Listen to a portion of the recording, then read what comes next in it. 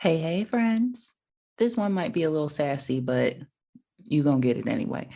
Stop restricting your pleasure. So many of my friends, my clients, my peers, just people I come in contact with are restricting their own pleasure or limiting it or scheduling it or doing things to take it from themselves or delay it. Um, I actually had a former client who would half her bath bombs, basically just like cut them in half because she thought that one was too much for the bath, that she needed to like temper it so that one, she could have more for later, and two, that she wasn't like overdoing it. And it's a wild concept because what makes a whole bath bomb? Overdoing it. Why should we have to half our pleasure or limit our pleasure or taper it down to be less? Almost as if the idea is like, oh, we can have too much, like too much exfoliation or too many colors in the tub or just too much goodness or too much fun. It's something that when you say it out loud verbatim, it sounds crazy, but so many of us are actually restricting our own pleasure, telling ourselves that it's too much, telling ourselves that we should have less of it, telling ourselves that we need to save it for later, as if it can run out. Basically, the idea like if we if we don't have it, if we use it too much, then we won't have some for later, or we won't have some for when we really need it. And it's such a scarcity mindset that we can run out of pleasure. We can run out of things that bring us joy. We can run out of options to enjoy ourselves, our lives, our things, like whatever. And you don't run out. You don't, you can always create more. Not necessarily, or yes, with the bath bombs, but it's so much deeper than that. There's so much more than that, that you are in charge of your pleasure, of your joy. It's not something that is earned. It's not something that, has to be achieved. Like you go through these levels or you trials and tribulations, and then you make it to the place where you can receive pleasure. It's like, no, it is always, always, always available to you. And you always, always, always deserve it. There is no rules, no rhymes, no reason to it. You can have it simply because you want it.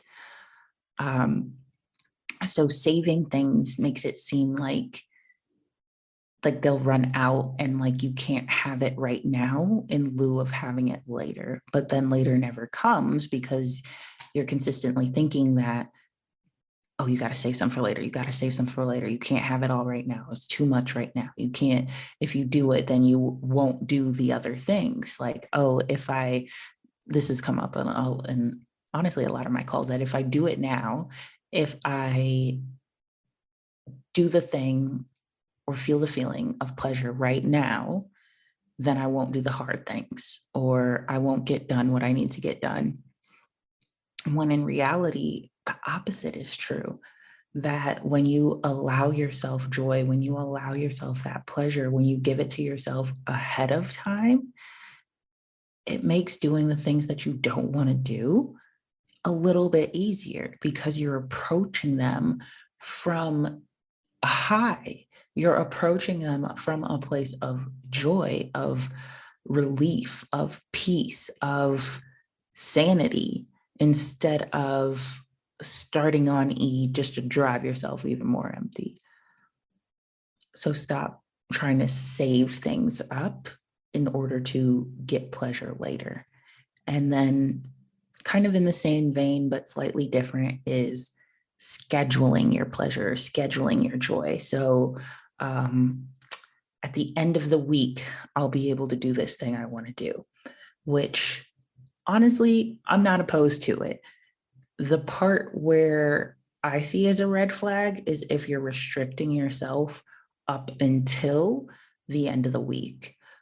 So that whatever it is that you find joyful, pleasurable, or whatever, that you're not allowing that joy or those feelings to come up until you get there. Or like scheduling a vacation. I love a scheduled vacation. I love a spontaneous vacation. Both equal great, awesome. However, when you are too actively scheduling it out in the future, you're not experiencing it now. You're not taking those opportunities now. You're not creating the space to have more joy, create more pleasure, feel good things until that date happens.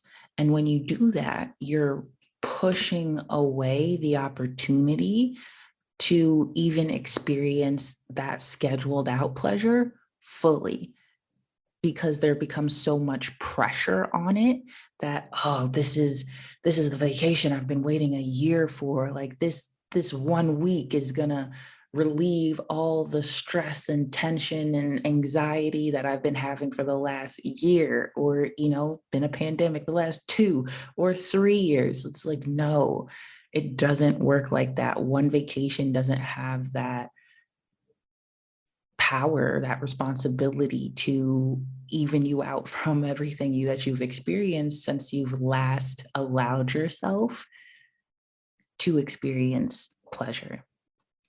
And when you continue to restrict yourself, you actually decrease your capacity to experience the pleasure. And don't get too alarmed, you can reverse it. But when you keep restricting yourself, you make yourself like less available to be in it, to feel it, to notice it, all the things. So something that used to give you pleasure, when you restrict it so much, it doesn't, and then you allow it, it doesn't give you as much pleasure because you're not as used to feeling it. Like, your pleasure capacity is like a muscle in your body.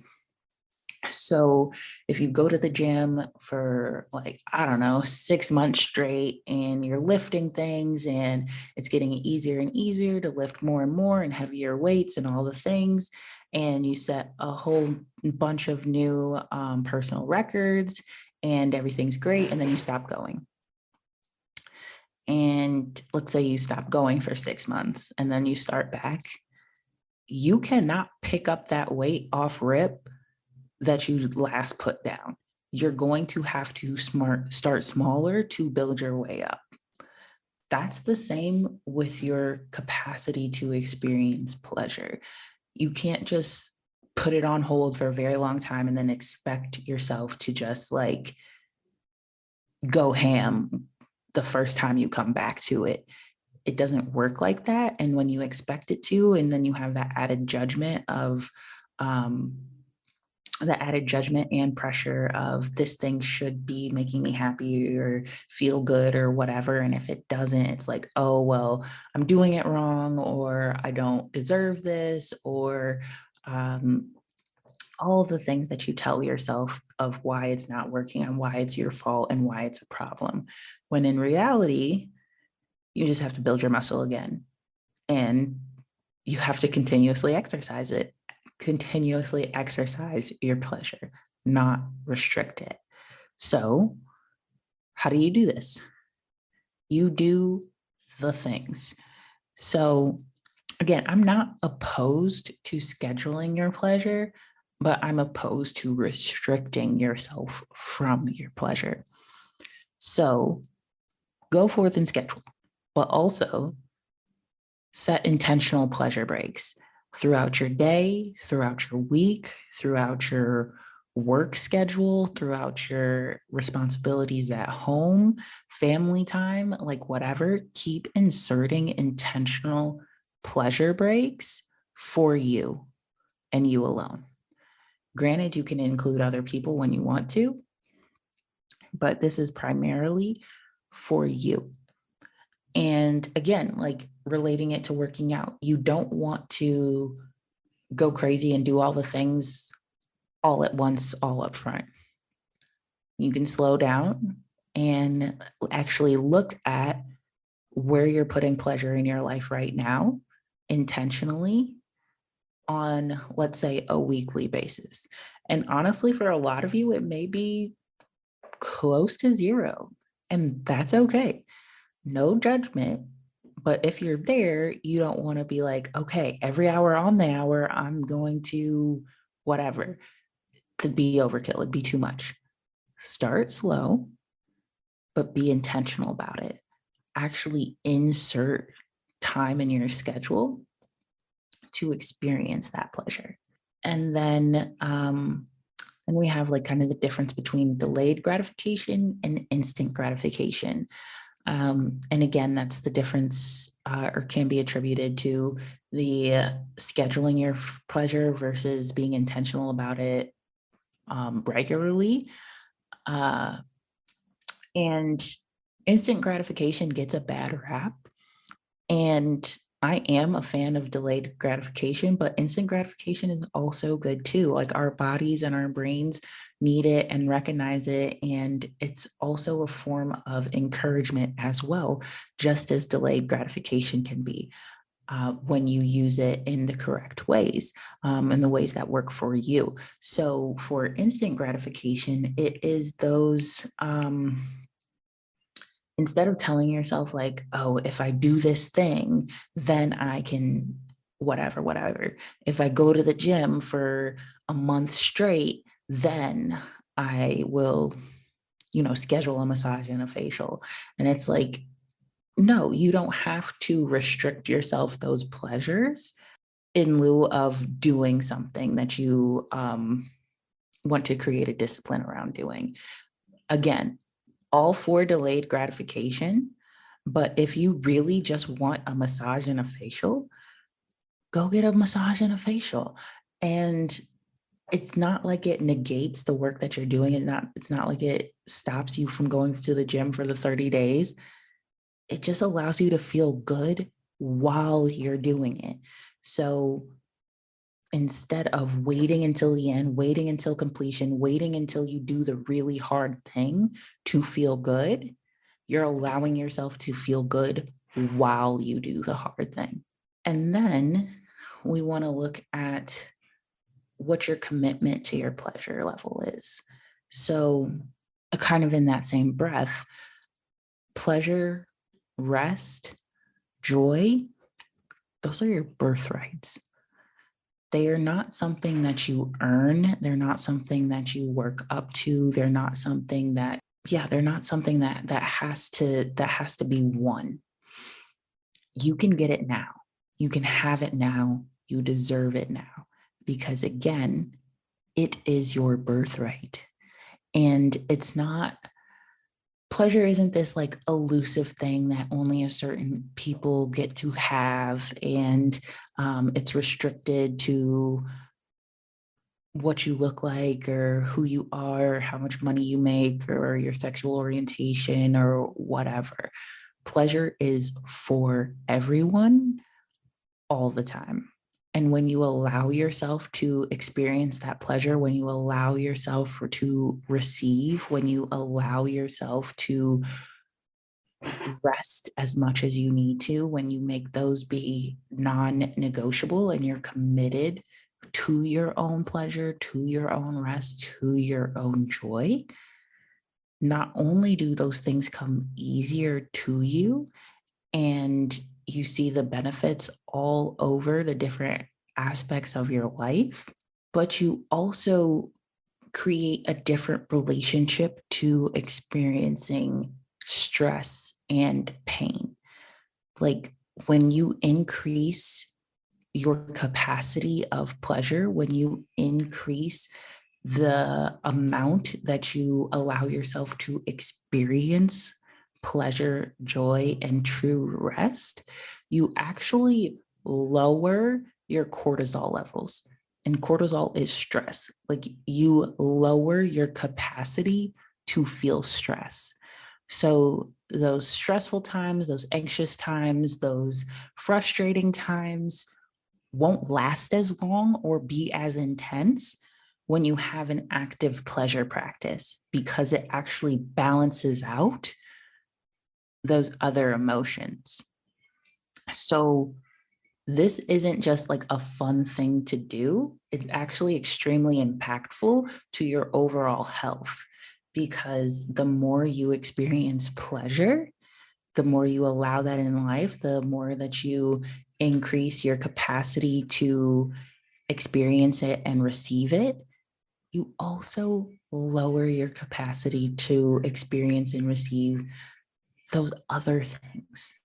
Not to say that you won't ever be stressed out or frustrated or anxious or angry or whatever. Nope. Life is still 50-50 and you will still experience those things. Can't get around it.